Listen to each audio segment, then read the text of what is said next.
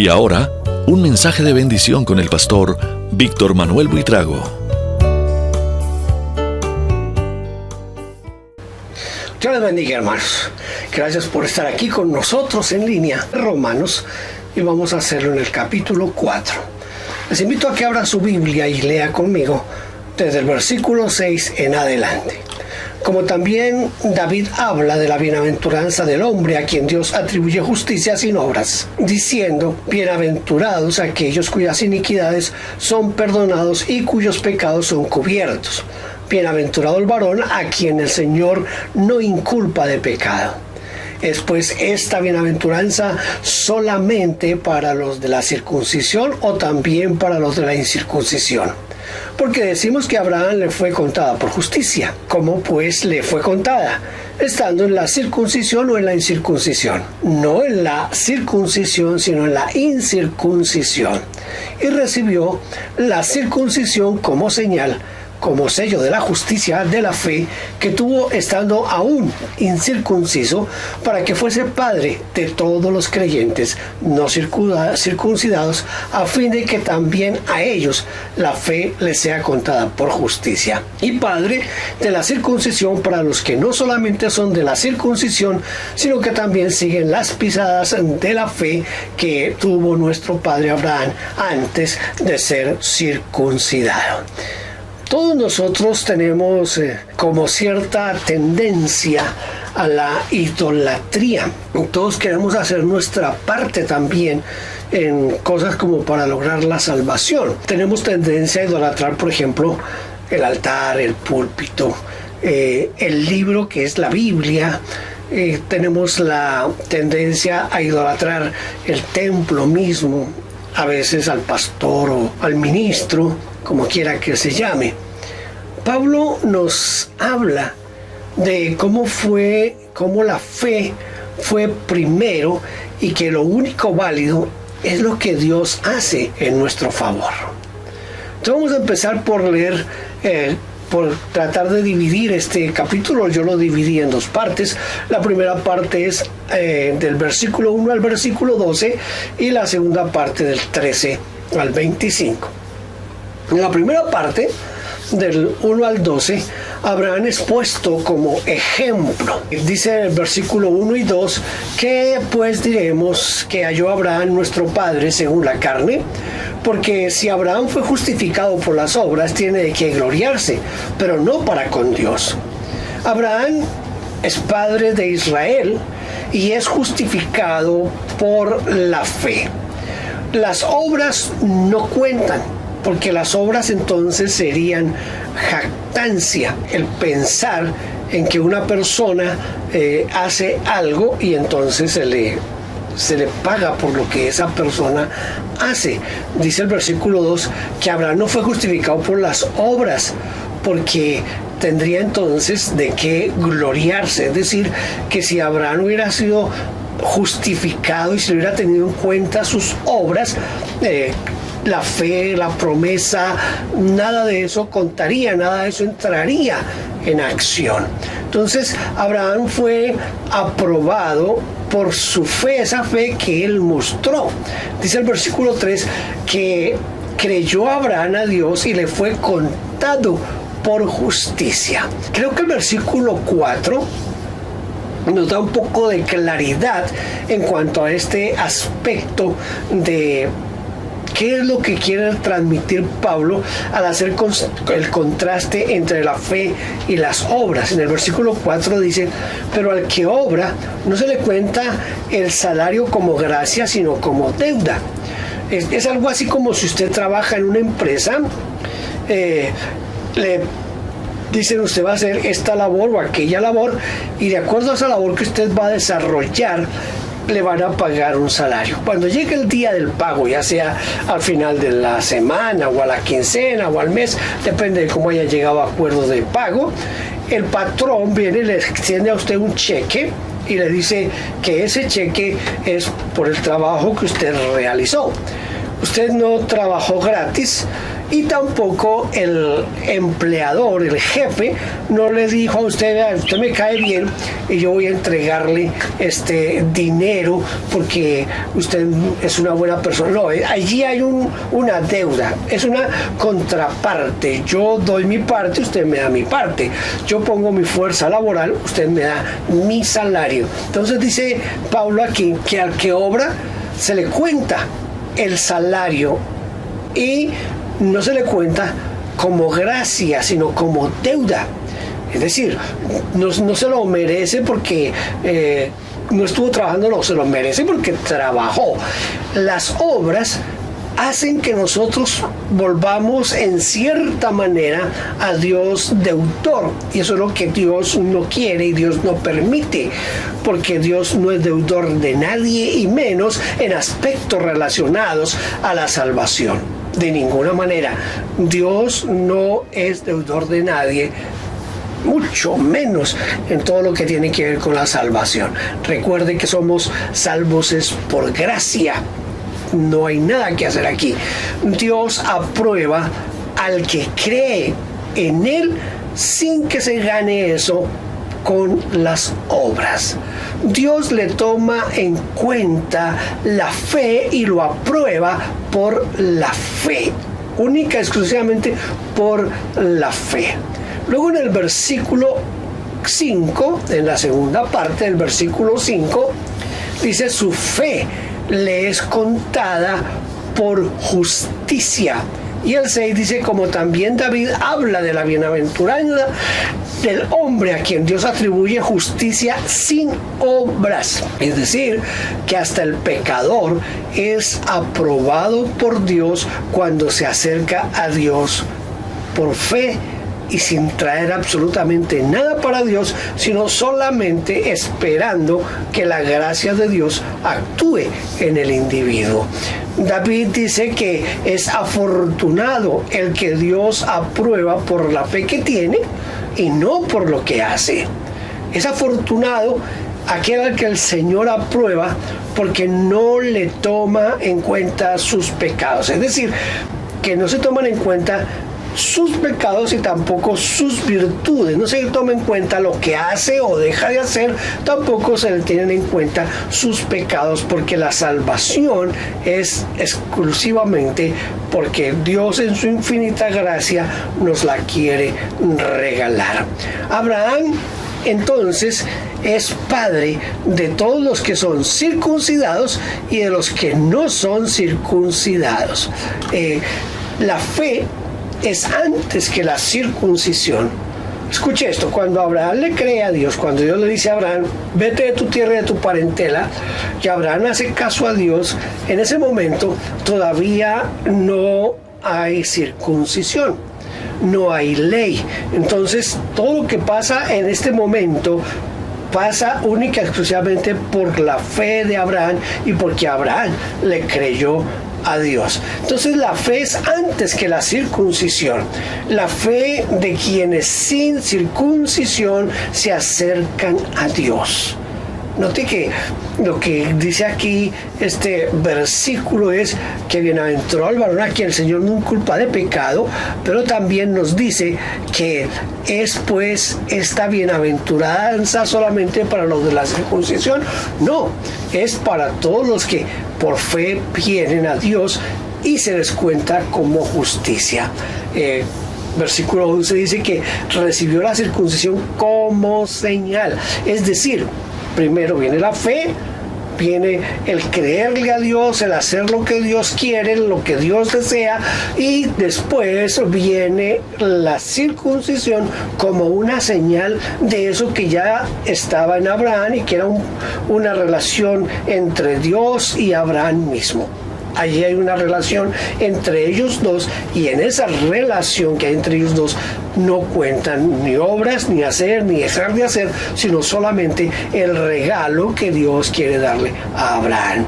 Eso es muy importante que nosotros lo entendamos en este momento. Entonces, dice el versículo 11 que él recibió la circuncisión como señal, como sello de la justicia, de la fe que tuvo estando aún incircunciso. ¿Sabe usted que nosotros también, cuando recibimos a Cristo como nuestro Señor y Salvador, también recibimos un sello? El sello es el Espíritu Santo. Efesios capítulo 1, versículos 13 y 14 dice que el Espíritu Santo es el sello de Dios para sellar nuestra salvación y son las arras de nuestra vida eterna. Así entonces, primero Abraham cree y después de que él cree, Dios pone como señal la circuncisión.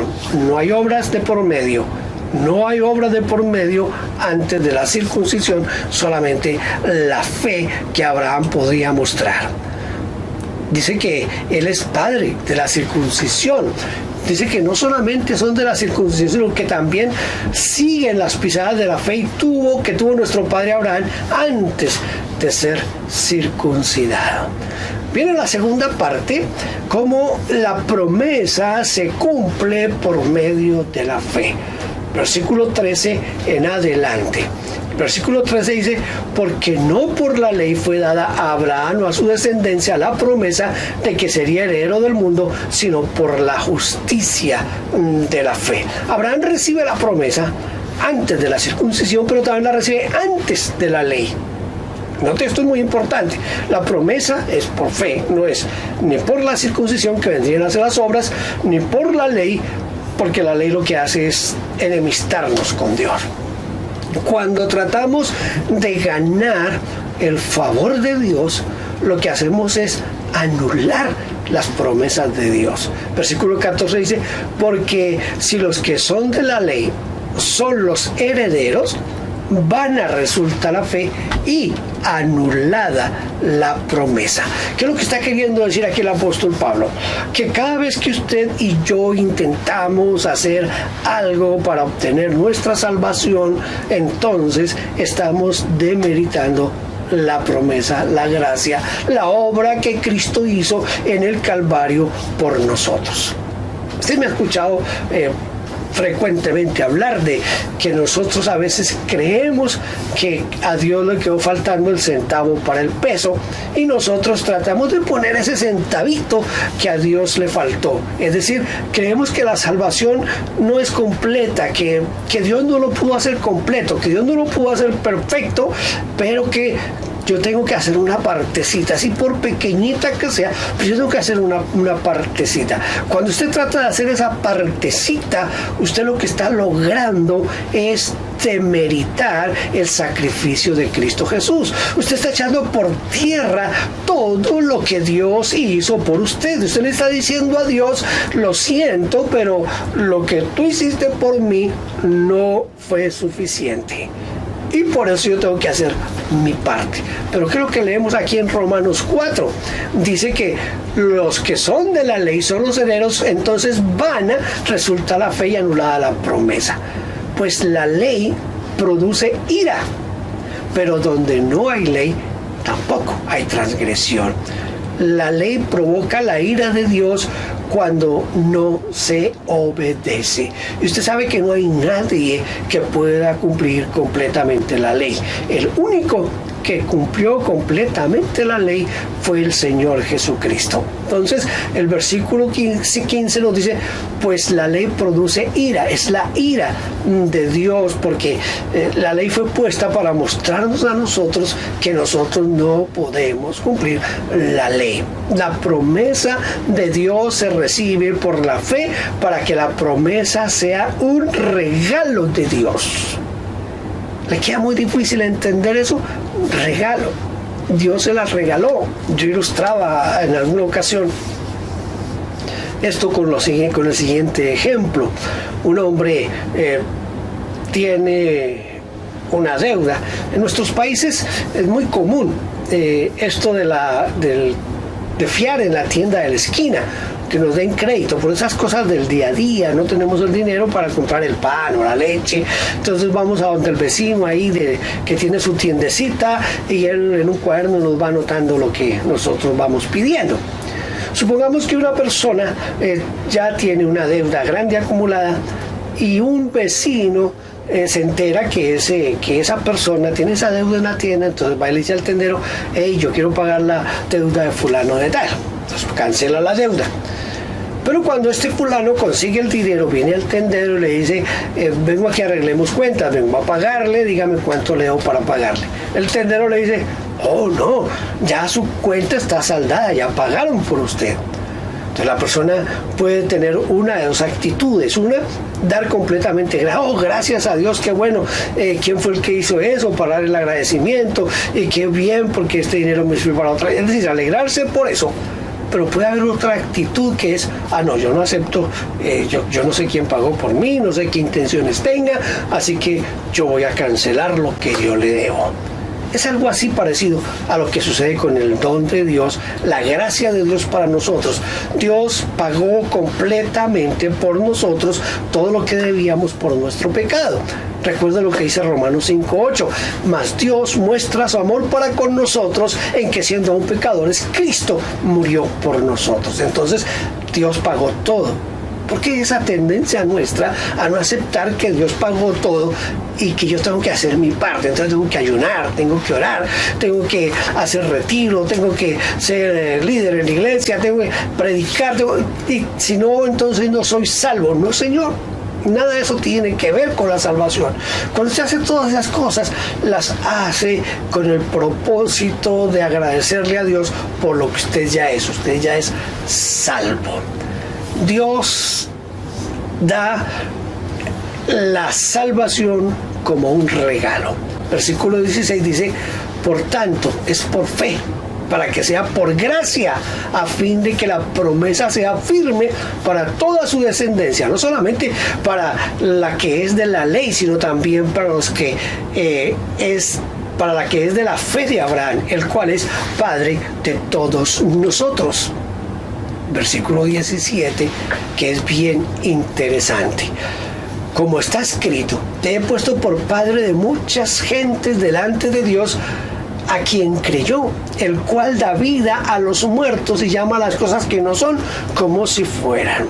Note esto: Abraham tenía 100 años y Sara tenía 80 años, dicen los que la Biblia nos dice. Pero para esa época, pues ya una persona de 80 años no puede pensar en tener hijos, y una mujer de esa edad ya no, porque ha dejado de ovular, no tiene la posibilidad, humanamente hablando, de procrear, de tener hijos, de ser capaz de dar a luz un hijo. Pero lo que dice aquí Pablo es que Él da vida a los muertos. En cierta manera, el cuerpo de Abraham y de Sara estaban muertos para la acción de procrear, de tener hijos, pero Dios les da a ellos la capacidad de eso. Y Abraham le cree a Dios. Abraham le cree a Dios. Quizás usted y yo necesitamos aprender la última parte de este versículo 17, que dice que Dios llama las cosas que no son como si fueran. Eso es lo que hace la fe, eso es lo que hace creer en Dios. Para Dios no hay nada imposible. Y antes de que las cosas sucedan, antes de que estén, cuando usted lee la Biblia en Génesis 1, dice: en el principio creó Dios los cielos y la tierra. No había nada, y de la nada Dios creó con su palabra y su poder, creó el cielo y la tierra. Y después todo el evento de la creación, dice Dios: haya esto, dice Dios: haya, y comienzan a aparecer las cosas que no existían, pero por la palabra de Dios comienzan a existir. Abraham y Sara no tenían la posibilidad de tener hijos, pero Dios les dijo que iban a ser padres de una nación que nadie la podría contar, y Abraham lo cree. Abraham lo cree. Y quizás la parte más grande de la fe de Abraham es cuando va a sacrificar a su hijo Isaac. Ahí estaba toda la promesa de Dios en Isaac. Y Dios le dice a Abraham: necesito que sacrifiques a tu hijo, a tu unigénito, a tu único, el hijo de la promesa, que era Isaac. Y Abraham va al monte a sacrificar a su hijo. Yo creo que mientras Abraham iba hacia el monte, Abraham iría pensando: ahí está el hijo de la promesa de Dios. Ahí es donde se va a cumplir la promesa de Dios. Pero Dios quiere que yo lo sacrifique. Así que Dios se las va a arreglar de alguna manera. Por eso le dice a su hijo en el camino, le dice, Dios se proveerá de un cordero, hijo mío. Abraham tenía la seguridad que si Dios le había hecho la promesa, Dios iba a cumplir la promesa y que Dios se las iba a arreglar de cualquier manera. Dios ha prometido que nos va a salvar, que nos ha salvado y Él lo va a cumplir a pesar nuestro, a pesar de cómo nosotros somos, a pesar de lo que nosotros pensemos. Dios nos va a salvar. Entiende eso y no necesitamos hacer absolutamente nada, sino que Dios lo hará todo. Dios hace todo por su salvación y por mi salvación. No es difícil. Él da vida a los muertos y llama las cosas que no son como si fueran. Creer contra esperanza, dice el versículo 18. En esperanza contra esperanza. ¿Qué posibilidades tenía Abraham? Porque usted ha pensado por un momento las posibilidades que tenía Abraham de ver que toda esa tierra era suya y de ver que era poblada por sus hijos. No había posibilidades. Un anciano, Sara una anciana. Cuando Abraham va a sacrificar a Isaac, posiblemente ya tendría Abraham como unos 115 años más o menos, si llegó a tener alguna duda cuando tenía 100 años. Imagínense cuando tenía 115, 117 años, de dónde iba a salir otro hijo. Pero Abraham creyó en esperanza contra esperanza. La promesa es recibida para los que tienen fe. Sean judíos, sean gentiles, los que tienen fe. El versículo 16 es claro por eso. Es para los que tienen fe. La fe, escuche, no mira lo externo. La fe no mira las circunstancias. La fe no ve eso. La fe lo único que ve es el poder de Dios y lo único que ve es las promesas que Dios ha hecho para nosotros. Si Él llama las cosas que no son como si fueran, Él se las va a arreglar y lo va a hacer. Lucas 1:37 dice, porque para Dios nada es imposible. Entonces, lo que nosotros tenemos que hacer es solamente creer en Dios. No mire las circunstancias que lo están rodeando. Estamos en pandemia, no podemos salir de nuestras casas. Tenemos seguramente temores a contagiarnos o a contagiar a otros, pero usted crea que Dios va a cumplir en usted el propósito que Dios tiene para usted en su vida. No se preocupe por lo demás, sencillamente espere en el Señor Jesucristo y se va a dar cuenta de esa gran bendición que nosotros podemos tener. Debemos creer que Dios cumple sus promesas, así como le cumplió a Abraham. Mira lo que dice el versículo 21.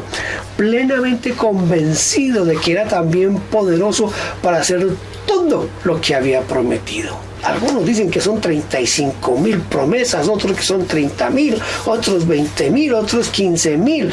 No importa cuántas promesas tenga la Biblia, lo importante es que Dios nos ha prometido y Dios va a cumplir. Él lo va a cumplir porque Dios es un Dios que cumple sus promesas.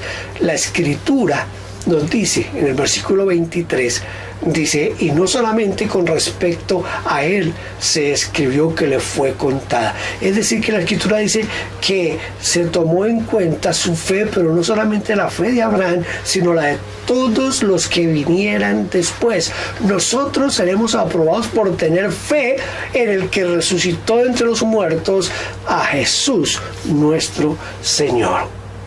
Jesús fue entregado a la muerte por nuestros pecados, dice el versículo 25, el cual fue entregado por nuestras transgresiones. Usted y yo somos pecadores, éramos pecadores, todavía somos pecadores, pero Dios entregó a su Hijo, a Jesús, lo entregó por nuestras transgresiones, por nuestros pecados. Pero la muerte de Cristo, cuando Él muere en el Calvario, lleva todos nuestros pecados, todos nuestros pecados. Pero esa muerte tenía que ser sellada de una manera espectacular, especial. Y esa muerte no podía quedar allí nomás en la muerte, porque allá en Génesis 3:15 se había prometido que aunque la serpiente heriría en el calcañar a la simiente de Dios, al Hijo de Dios, él le aplastaría la cabeza, y por eso se levantó de entre los muertos, dice, y fue resucitado para que fuéramos aprobados por Dios, resucitado para nuestra justificación. Yo no entiendo por qué a veces no entendemos la gracia de Dios y lo que Dios quiere darnos y hacer con nosotros. Podemos concluir entonces que es necedad de nosotros cuando tratamos de ganarnos el favor de Dios por medio de las obras. Por eso yo siempre pienso que lo de los nuevos apóstoles, su doctrina, es una doctrina muy diabólica, esa doctrina de los pactos, que usted pacta $1,000 y el Señor le va a dar no sé qué, que usted pacta $10,000 y el Señor... Eso es diabólico, porque usted no puede comprar a Dios con sus mugrosos pesos, con sus mugrosos dólares. No podemos hacerlo.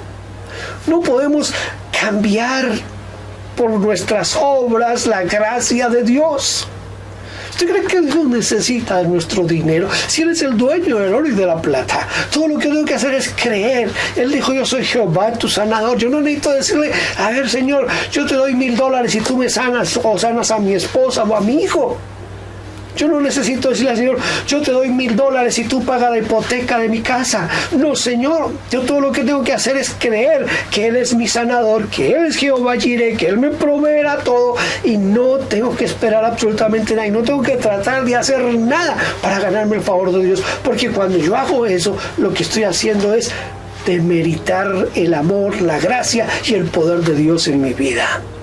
Nada, absolutamente nada puede reemplazar el sacrificio de Jesucristo por nosotros. Tengamos cuidado, pues, porque podemos llegar a demeritar el sacrificio de Cristo al tratar de hacer nuestra parte, al tratar de poner nuestro centavo para completar el peso.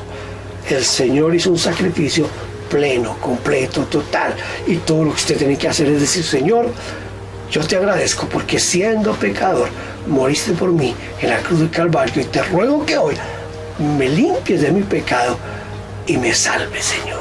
Es todo lo que tiene que hacer, no es más. Quizás un paréntesis aquí, no necesitamos ni siquiera ejercer nuestra fe, porque nuestra fe es movida por el Espíritu Santo. Es el Espíritu el que mueve nuestra fe para que nosotros lleguemos a Cristo Jesús. No es que no tenemos que hacer nada, absolutamente nada. Solo creer que Él es suficiente para nosotros. Padre, yo te ruego en este día que las personas que me han visto, Señor, sean tocadas por tu Espíritu. Los que me van a ver después, Señor, sean tocados por tu Espíritu, y todos comprendamos que tú hiciste todo bien y perfecto y en tu tiempo. Que yo no necesito hacer nada para obtener la salvación, Señor. Ayúdame, Señor, a creer en tu palabra, a creer en tus promesas, a aceptarlas y a vivirlas como tú quieres que sea. Gracias en el nombre de Cristo Jesús. Amén. Gracias por estar con nosotros en la social media. Le agradezco y espero que Dios le bendiga de una manera especial. Gracias por vernos.